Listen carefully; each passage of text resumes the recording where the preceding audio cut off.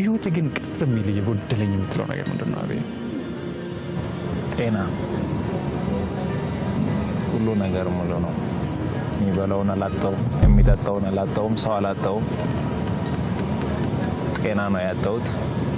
እግዚአብሔር ግን እንደሚያድነኝ አምናለሁ። እሱ ይፈውሰኛል።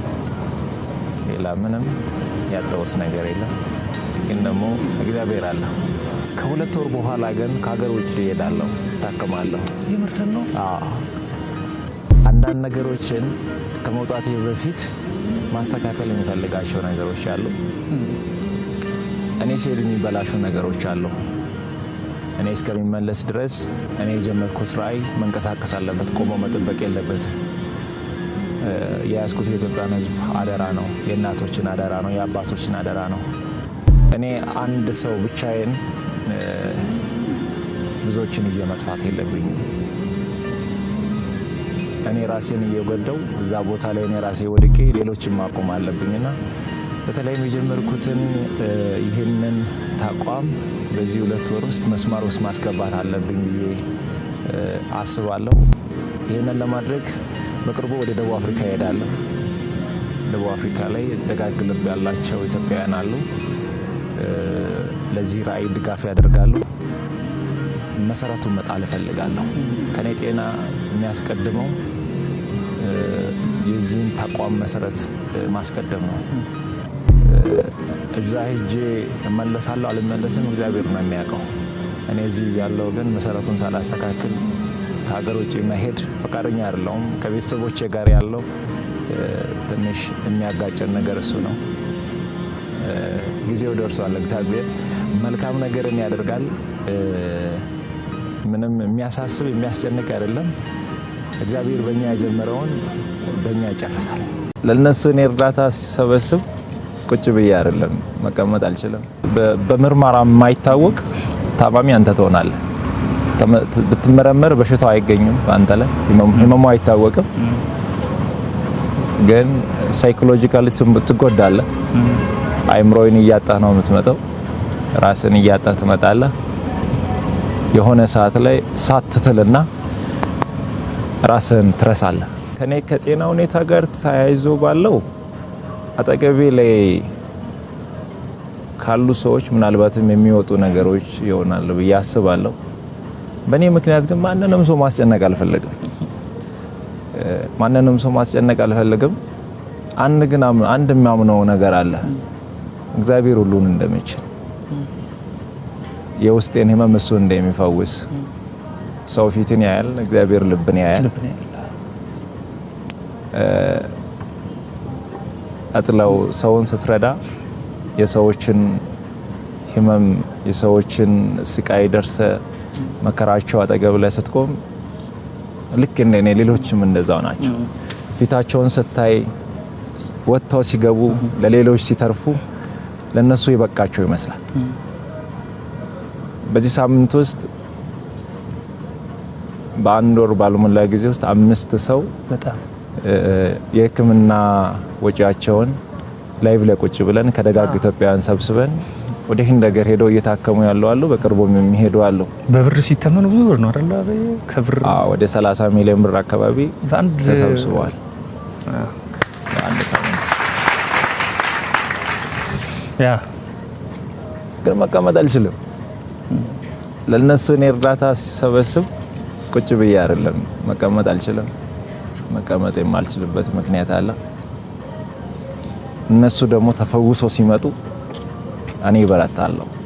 የነሱ ገንዘብ ተሰብስቦ እያለቀሱ የነበሩ እናቶች፣ እያለቀሱ የነበሩ አባቶች፣ የአንገቱን የደፋው ወጣት አንገቱን ቀና ሲያደርግ፣ ያቺ እናቷ በኩላሊት ምክንያት ታማ ስታለቅስ የነበረች እህታችን ሳቋን ሲያይ እኔ ልብ ይበረታል። የኔን ህመም እዛ ጋር ረሳለሁ፣ የኔን መታመም ረሳለሁ። ግን ደግሞ ሳልፈልግ ሰውነቴ እየቀነሰ መጣ። እኔ ህመሜን ለሰው ማሳየት አልፈልግም፣ ሰው እንዲያቅብኝ አልፈልግም። አንዳንድ ጊዜ ደግሞ ስጋ ያሳያል። ትልቁ ችግር እሱ ነው። ጃኬት ብትደረብም ይታያል፣ ውስጥ ያሳያልና ጸልዩልኝ። እኔ የኢትዮጵያ ሕዝብ አንድ የሚማጸነው አንድ ለኢትዮጵያ ሕዝብ መናገር የሚፈልገው ከእግዚአብሔር በታች በእናንተ ጸሎት፣ በእናንተ እንባ፣ በእናንተ ምርቃት ነው እስከዚህ ያለሁትና አሁንም እግዚአብሔር በዛ መንገድ ያቆመኛል ብዬ አስባለሁ።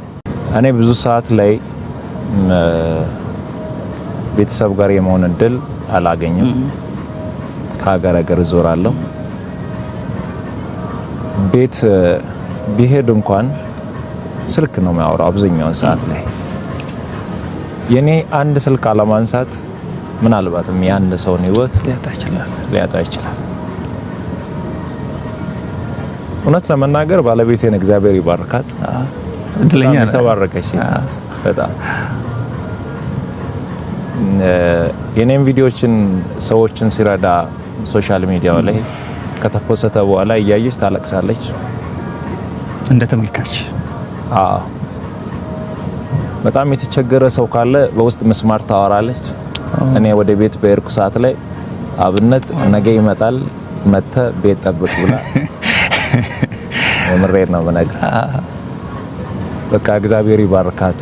የሷ ጥንካሬ፣ የሷ የልብ መረጋጋት፣ የሷ እግዚአብሔርን የምትፈራ ሴት ናትና የሷ ቅንነት ነው በዚህ ቦታ ላይ ለሌሎችም በትንሽም ቢሆን እንዲያገለግል በእንደዚህ አይነት ሁኔታ እንዲቆም የሷ ጸሎት፣ የሷ ጥንካሬ፣ የሷ መልካምነት ነው።